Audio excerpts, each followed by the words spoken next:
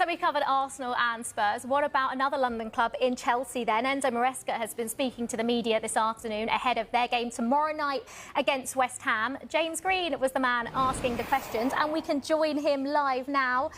James, Chelsea have sold so well this summer, close to £250 million they've bought in, but they're by no means done. What has Enzo Maresca had to say on outgoings at the club? Yeah, good afternoon. As you mentioned, they have sold so well. 11 players gone so far, close to a 12th in Renato Weiger joining Villarreal, and that will generate revenue of over £250 million. But there are plenty of players searching for a new future. Let's go through a few of them for you. Raheem Sterling, Ben Chilwell, Enzo Maresca said they're both training away from the main group as they search for solutions. With regards to Raheem Sterling, we know Fulham are interested, but a deal for the player could be really tricky. He's on big wages still at Chelsea. Christopher Nkunku was one mentioned. Maresca said he's still part of the main group, but unavailable for selection for tomorrow's game against West Ham as they seek a solution. We know RB Leipzig in talks with Chelsea over his signing.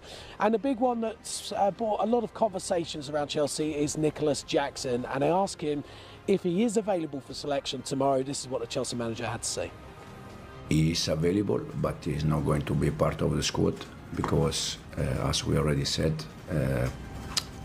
we have two strikers, we have two players in that position, and also we know that something can happen before the window transfer close. And is there anything on the horizon with Nicholas Jackson departing? Does he look close to a move away at the moment? No idea, to be honest. No idea. You know already from last season that I prefer to be focused on training session, prepare the game. We see if they're gonna be here, they're gonna be with us. In case they are not here, that means that they found a solution.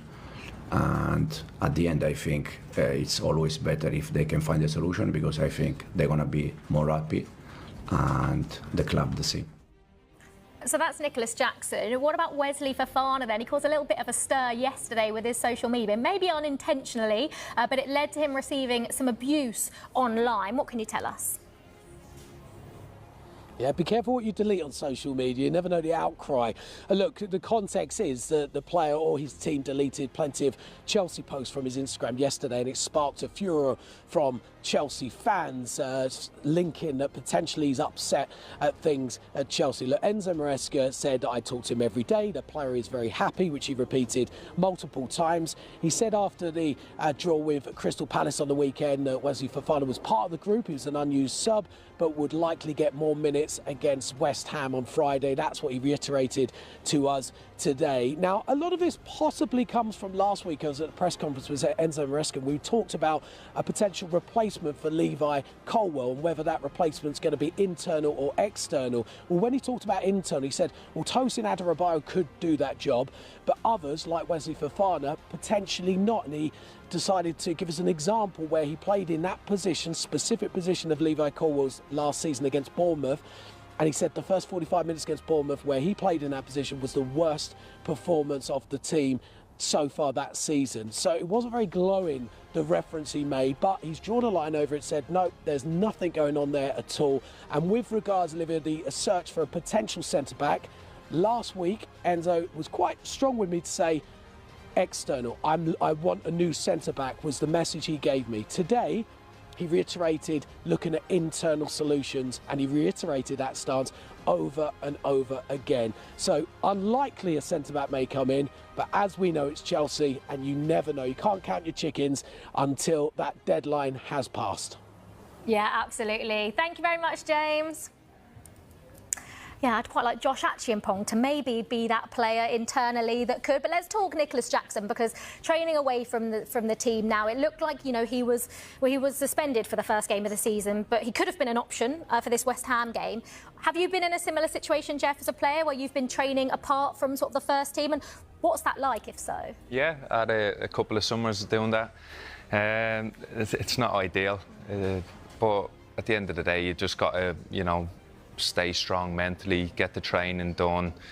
Luckily, I think there was 4 or 5 of us in the same boat where, you know, we all just sort of kept each other going, and made it sort of normal as we could, but then it's sort of hard. You know, one player might have got a move earlier than others, and you're all waiting for your opportunity to get out and go and play football again. So it can be quite difficult, but like I said, my situation wasn't as bad because there was a few of us. Yeah. Carve, Nicholas Jackson still has a lot to offer. You know, he scored 14 goals in his first Premier League season, 10 in his second. And are there more than 1-2 Premier League clubs in for him? And do you think he will get a move before the end of the window? I think he'll almost certainly get a move. There are 5 or 6 clubs interested in signing him. A lot of Italian clubs, Aston Villa are interested in him as well. I think what will happen is next week, after the Newcastle-Liverpool game is out of the way, there may be some developments about Isak's future. And once that is sorted out, I think we may see a sort of little bit of a domino effect. Whether Isak stays or leaves Newcastle, I think a few clubs will be making a big move for an out-and-out striker. And that's why next week Chelsea are expecting some significant bids for Nicholas Jackson. I'm not sure whether Chelsea are pushing Nicholas Jackson out of the club. You know, he signed a new contract in September. He's got a contract until 2033. He's got 8 years left on his contract. So, you know, like just a few months ago, they were happy to extend his contract until